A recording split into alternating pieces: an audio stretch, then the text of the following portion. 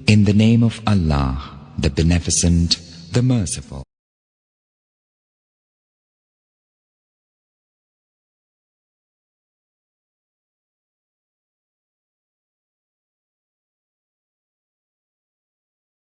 அனைவருக்கும் வாழ்த்துக்கள். கருப்புக்குள்ளா கண்ணாடி சேனல் மூலமாக உங்களை சந்திப்பதில் பெரும் மகிழ்ச்சி அடைகிறேன். இன்னைக்கு டாபிக் என்ன தெரியுமா? ஏஐ. எல்லாத்துக்கும் இன்னைக்கு ஏஐ பரவி போச்சு, எல்லாருக்கும் தெரிஞ்சு போச்சு. ஏஐ என்றால் என்ன? அது நுண்ணறிவு சாதனம், செயற்கை நுண்ணறிவு சாதனம். அது மனுஷனுக்கு நுண்ணறிவு இருக்குல்ல, இவனுக்கு பாருப்பா நுண்ணறிவு அப்படி வேலை செய்யுதுப்பா அப்படின்னு சொல்லும் இல்லையா? அது செயற்கை நுண்ணறிவு. நமக்கு வேலை செய்கிற நுண்ணறிவு மாதிரி அதுக்கு 100 மடங்கு வேலை செய்யும், அவ்வளோ ஃபாஸ்ட்டு. இது மனிதர்களுக்கு கேடு விளைவிக்கிறதா இல்லை நன்மை விளைவிக்கிறதா என்றது தான் இன்னைக்கு நம்மளுடைய டாபிக். கண்டுபிடிப்பு அனைத்துமே மனிதர்களுக்காக, நமக்காக தான் கண்டுபிடிச்சது. அது மனிதனுக்கு பல மாதிரியாக பயன்படுது. ஆனால் நம்ம என்ன செய்கிறோம்? அது மேலே ஏதாவது தவறாக பயன்படுத்திட்டு குறை சொல்ல ஆரம்பிச்சிடுறோம். இப்போது மாம்பழம் இருக்குது. மாம்பழம் நல்லதா? எப்படி இருக்கும் மாம்பழம்? மா, பழா, வாழை முக்கணிகளில் ஒன்று. எப்படி இனிக்கும் அது? எவ்வளோ ஆசையாக இருக்கும் சாப்பிட்றதுக்கு. அதை எப்படி சாப்பிடுவீங்க? அப்படியே முழுங்கிடுவீங்களா? மொத்தமாக போட்டு அறுப்பீங்கள்ல, கத்தி எடுத்து அதை அறுத்து அழகாக அறுத்து என்ன பண்ணுவீங்க? அது உள்ள கொட்டை இருக்கும், அதை என்ன செய்வீங்க? தூக்கி போட்டுருவீங்க. அதே மாதிரி தாங்க ஒரு சாதனத்தில், அதில் நல்லதும் இருக்கும் கெட்டதும் இருக்கும். முதல்ல சைக்கிள் கூட மரத்தில் கண்டுபிடிச்சான். மரம் இல்லை, கட்டை. அந்த மரத்தில் தான் சைக்கிள் சக்கரை மாதிரி செஞ்சு, அது ஒரு ஃப்ரீல் மாதிரி செஞ்சு அதில் கண்டுபிடிச்சான் சைக்கிள். அதே மாதிரி ஊசியாக இருக்கட்டும், அது கூட மரத்தில் தான் கண்டுபிடிச்சான். நானே பார்த்துருக்குறேன். மரத்தில் ஒரு நீட்டாக செஞ்சு அதில் ஒரு ஹோல்ஸ் போட்டு ஊசி மாதிரி இருக்கும், குத்தூசின்னுவாங்க. அது மரத்தில் கண்டுபிடிச்சாங்க. அதுக்கப்புறம் அதை எப்படிலாம் கண்டுபிடிச்சிருக்காங்க, இன்றைக்கி எப்படிலாம் அதை அனுபவிக்கிறோம் அப்படின்றது தெரியும். சைக்கிள் இப்போ என்னாச்சு? அதுக்கப்புறம் மாறி போச்சு. அதுக்கப்புறம் பைக்கு எவ்வளோ மனுஷனுக்கு எவ்வளோ உதவியாக இருக்குது பார்த்தீங்களா? இன்றைக்கி கண்டுபிடிக்கக்கூடிய சாதனங்கள்லாம் அவ்வளோ உதவியாக இருக்குது. ஆனால் இவன் என்ன பண்ணுறாங்கன்னா, மனுஷங்க 4 வீடு தான் தள்ளி போகணும். இந்த 4 வீடு தள்ளி போகிறது கூட பைக்கில் ஏறி உட்காந்துக்கிறது. சர்ன்னு அங்கே போய் நிறுத்துறது பைக்கை. நடக்கிறதே கிடையாது. இது யாருடைய குற்றம்? நமக்கு அறிவு இருக்குல்ல. 4 வீடு தானே போகணும், இதுக்கு பெட்ரோல் செலவாகும். வெறும் 5 ரூபா பிஸ்கெட்டு. இங்கேருந்து ஒரு 1/2 கிலோமீட்டர் போவான் பைக் எடுத்துகிட்டு போகிறது. 5 ரூபா பிஸ்கெட்டு. இந்த 5 ரூபா பிஸ்கெட் வாங்குறதுக்கு எவ்வளோ பெட்ரோல் செலவாகுது தெரியுமா? ஆனால் பைக்கில் போகிறான். இது யாருடைய குற்றம்? இது மாதிரி ஒரு கண்டுபிடிப்புமே மனிதனுக்கு பயனுள்ளதாக தான் இருக்குது. இப்போ முந்தா நாள் ஒரு சம்பவம் பாருங்கள். செல்ஃபோன் வெடித்து கேரளாவில் ஒரு குழந்தை இறந்து போச்சு. 8 வயசு குழந்தை. கார்ட்டூன் படம் பார்த்துக்கிட்டே இருந்திருக்கு. அது ரொம்ப நேரம் பயன்படுத்துறதுனால ஹீட் ஆகி வெடிச்சிருச்சு. குழந்தைங்க கையில் செல்லை கொடுக்குறது யாருடைய குற்றம்? அதை கண்டுபிடிச்சவனுடைய தப்பா? இது மாதிரி கண்டுபிடிச்சதுனால தான் இந்த குழந்தை பயன்படுத்து. நீங்கள் ஏன் கொடுக்குறீங்க? எத்தனை பேர் குழந்தைங்களை எப்படி வளர்க்குறாங்க தெரியுமா? செல்ஃபோனே அவங்களுக்கு கண்ணில் காட்ட மாட்டாங்க, கொடுக்க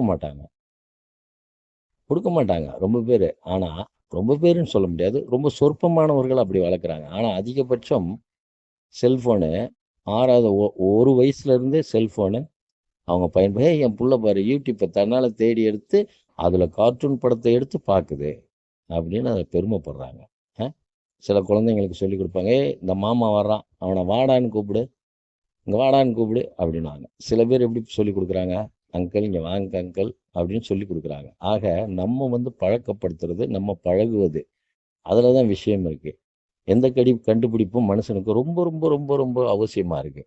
இன்றைக்கி ஏஐ டெக்னாலஜிலாம் சாதாரண விஷயம் கிடையாது. இதனால் பல பேருக்கு வேலை இழப்பு இருக்கும் அப்படின்னு சொல்கிறாங்க. இப்படித்தான் இந்த டிஜிட்டல் போர்டு வந்தபோது நிறைய பேருக்கு வேலை இழப்பு. ஒன்றை கண்டுபிடிச்சிட்டாங்கன்னா நிறைய பேருக்கு வேலை இழப்பு. ஜேசிபி கண்டுபிடிச்சிட்டாங்க, இதனால் நிறையா வேலை இழப்பு. இப்படிலாம் ஆரம்ப காலத்தில் சொல்ல தான் செஞ்சாங்க. ஆனால் அப்படிலாம் ஒன்றும் பாதிக்கலை. இது போக போக சரியாக போயிடும். முதல்ல நமக்கு வேலை இழப்பு மாதிரி தெரியும். ஆனால் அதுக்கு தகுந்த மாதிரி மனிதனுக்கு பிழைக்கிறதுக்கு உண்டான வழியை அது வந்துக்கிட்டே தான் இருக்கும். ஒரு பெரிய குற்றவாளி 24 வருடமா அவனை தேட முடியல. இப்போ சமீபத்துல இந்த ஏஐ டெக்னாலஜி வச்சு அவனை கண்டுபிடிச்சிருக்கிறாங்க. எவ்வளோ பெரிய விஷயம் பார்த்தீங்களா? இது மாதிரி ஏகப்பட்ட விஷயங்கள் ஒளிந்து கிடக்குது அதுல. அதை விட்டுட்டு நம்ம எந்த ஒரு கண்டுபிடிப்பையும் செல்ஃபோனா இருக்கட்டும், இது போல டெக்னாலஜிகள் பல வந்துக்கிட்டே இருக்கு. இதை வச்சு நம்ம எப்படிடா இதை வச்சு நம்ம சாதிக்கலாம்? எப்படி இது சாதனை செய்யலாம்? அப்படின்றத விட்டுட்டு அசிஸ்டன்ட் இருக்குல்ல, இந்த கூகுள் அசிஸ்டன்ட் வந்த புதுசுல என்ன தெரியுமா கேட்பான் அதுல? ஏய், நீ தண்ணி அடிப்பியா? எதுட்ட? அந்த கூகுள் அசிஸ்டண்ட்டை ஓப்பன் பண்ணிட்டு நீ தண்ணி அடிப்பியா? அது சொல்லும், எனக்கும் தண்ணிக்கும் ஆகாது, நான் ஒரு மின்பொருள், அதனால எனக்கு ஆகாது. ஏய், நீ லவ் பண்றியா? எந்த அளவுக்கு மட்டமான அவனுக்கு சிந்தனை இருக்கு பார்த்தீங்களா? ஆனா இன்னைக்கு வர்ற டெக்னாலஜியை வச்சு அவனுடைய சிந்தனையும் இந்த டெக்னாலஜி மாற்றும். அதை ஒழுங்கா பயன்படுத்தினா கண்டிப்பாக அவனுடைய சிந்தனையவே மாற்றும். ஏன்னா அதுல அவ்வளோ அறிவு கொட்டி கிடக்கு. ஒருத்தனுடைய அறிவு இல்லை அது. ரேடியோ எவ்வளோ ஒரு அற்புதமான கண்டுபிடிப்பு. ஆரம்பத்தில் காந்தியை சுட்டுட்டாங்க. காந்தியை சுட்ட உடனே இதை ஒரு மதவாதிகள் இதை ஒரு மத கலவரம் மாதிரி மாற்றுவதற்காக ஒரு இஸ்லாமியர் சுட்ட மாதிரியான ஒரு விஷயத்தை பரப்பி விட்டாங்க. ஆனால் அன்றைக்கி ரேடியோ இருந்தனால தான், இல்லை காந்தியை சுட்டது கோர்ஷே தான் அப்படின்ட்டு அதில் தகவல் வந்தது. அதுக்கப்புறம் அந்த கலவரம் அடங்குச்சு. அது மாதிரியான ஒரு நல்ல விஷயங்களுக்காக கண்டுபிடிச்சது. இன்றைக்கி ரேடியோ எந்த நிலைமையில் போய்கிட்டு இருக்கு? அதுலேயும் கூத்தடிக்க ஆரம்பிச்சிட்டாங்க. டிவி மாதிரி ரேடியோவில் அது ஒரு ஆடியோ. அதில் அதுலேயும் அதே மாதிரி பல குத்துப்பாட்டுகள், கூத்துகள், பல விஷயங்கள், அதையும் இப்படி பயன்படுத்தி அதை கூட கேட்க முடியாது. அந்த அளவுக்கு இன்றைக்கி அதையும் பண்ணிட்டாங்க.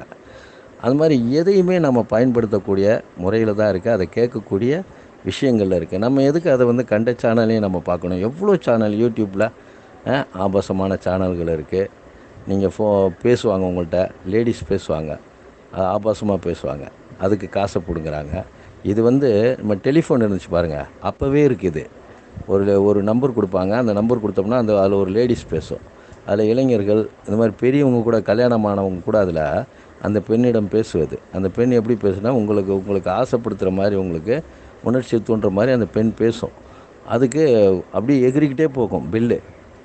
அதுக்கு அந்த மாதிரியான விஷயங்கள், பல விஷயங்கள் நல்லதும் இருக்குது, கெட்டதும் இருக்குது. ஆனால் அதுக்காக நம்ம ஃபோனே வேணான்னு சொல்லிட முடியுமா? டெலிஃபோன் அன்றைக்கி தேவையில்லைன்னு சொல்லிட முடியுமா? எவ்வளோ மனிதர்களுக்கு நன்மை கொட்டி கிடக்குது. எல்லா விஷயங்கள்லேயும் நல்லதும் இருக்குது, கெட்டதும் இருக்குது. வீட்டில் எலி மருந்தும் இருக்குது. அதை எடுத்து மசாலா பொடின்னு போட்டுற முடியுமா? சொல்லுங்கள். அதை இருக்க வேண்டிய இடத்துல அதை வைக்கணும். அது தேவைப்படும் போது அதை பயன்படுத்துவாங்க.